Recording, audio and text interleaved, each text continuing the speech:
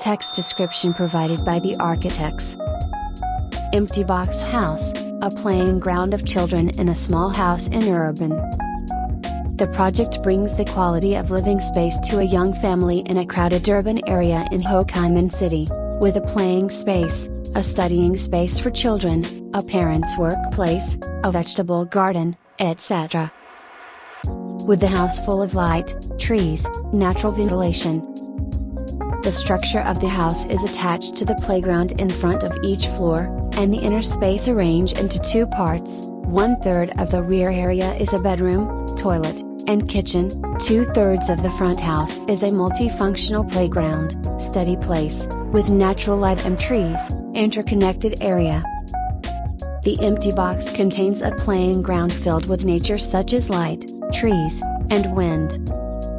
The method of raising and lowering the floor creates staggered floors, and every corner of the house is connected view with a big green tree. Playing spaces of the children connect to the parents' workspace and bedroom, the atmosphere filled with sunlight and birdsong. Hollow iron floor material helps light and wind easy ventilation from the roof to the ground floor. Raw materials fill with material solutions to maximize the construction cost of the house.